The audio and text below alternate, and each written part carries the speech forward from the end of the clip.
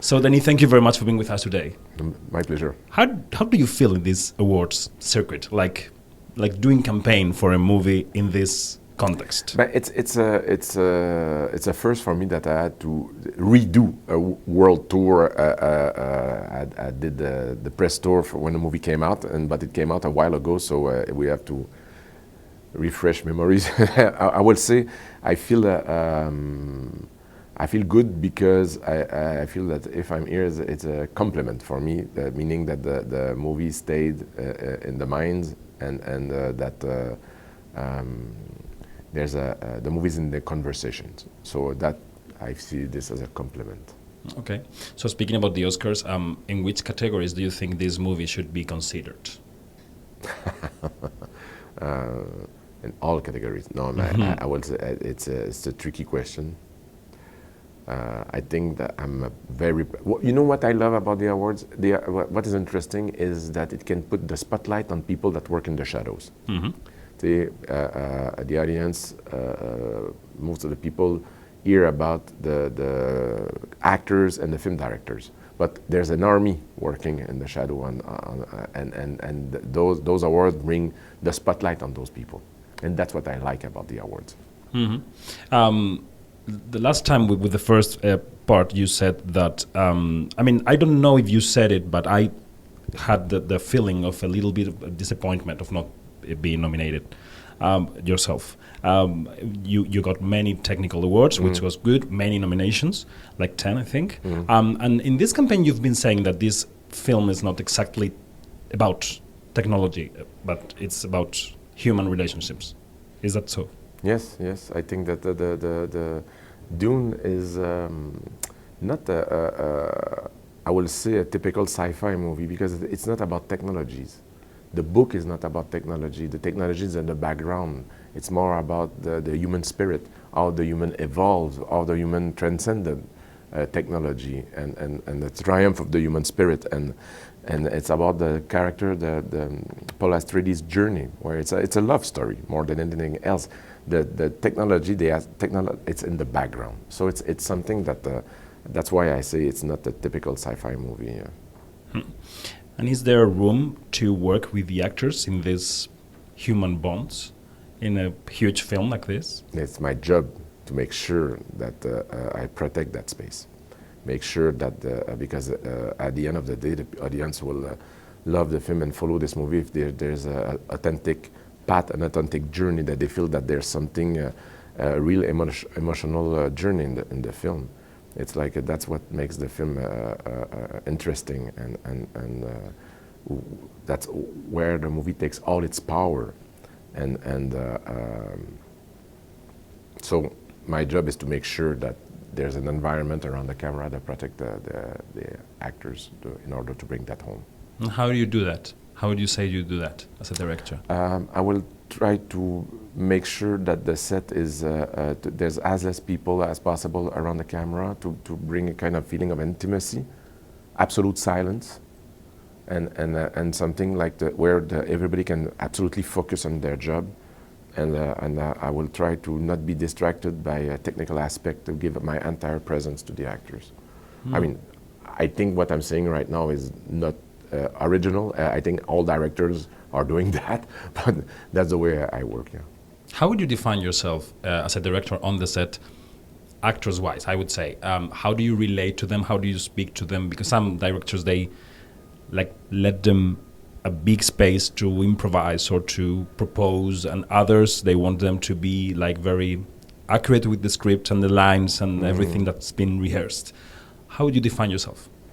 I think I'm a good listener, meaning that on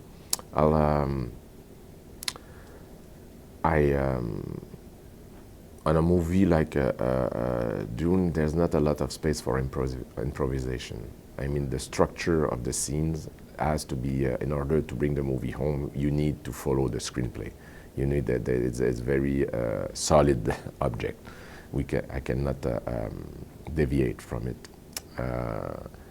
But in the takes themselves, in the tiny space of the take when the actor is acting, I'm trying always to give enough room so to have the time to see if there's an opportunity to create something unpredictable that could elevate the movie. So it's very in the tiny moments that I'm in a movie like that I'm trying, like everything is planned, the angles, the VFX, everything has to be very structured, planned in advance, months in advance. But in that tiny moment where the actor is I'm trying to see if there's an opportunity to create something new. Mm. You're a film lover. I don't know if I could say a film buff. You know this industry very well. How do you see this industry now in 2024? What's happening after the pandemic? It's an industry in mutation. It's a wounded industry that has to slowly is getting back on its feet. I think that there's good news in the theater where people are going back to the theaters, that the youth is going back to the theater, that the most important is the young people are going back to the theater. Would it be like 20 years ago? Probably not. I think that the cinema changed, the streaming takes a lot of space now, but I think I'm very optimistic about the in-theater experience. I think there's nothing like being together to receive a movie, an emotional journey, being together in a room. It's unbeatable. And the power of the big screen is something that you cannot recreate at home fully. So it's something that is here to stay. I think the big screen is part of the language of cinema. Mm-hmm. Now, but it's definitely, I think, I cannot measure, frankly, the impact of AI right now. It's something that is I feel it's like not there yet. It's still, the AI is still dreaming and sleeping. It's not born yet. And when it's going to be born, I don't know what will happen. I cannot predict the outcome of that, yeah. Mm. There is this idea floating around in Hollywood about the lack of original ideas for movies. I mean, this has been very successful coming from a novel, and you're in working in the third part. But do you think there's a lack of original ideas in Hollywood? I don't think there's a lack of original ideas coming out from the filmmakers. I think that the studio sometimes are afraid of anything that is not an IP that has made a test of time, or it's a I think that when you look at the movies this years that are coming up, I'm not. You're talking specifically about Hollywood or the rest of the world. Yeah, I think that people will go back to the theaters if they know that they will live a new experience. There's always people that are going to the theaters when they feel that there's something new, that it's not recycled ideas or. So it's like, that's why I'm optimistic. Mm-hmm.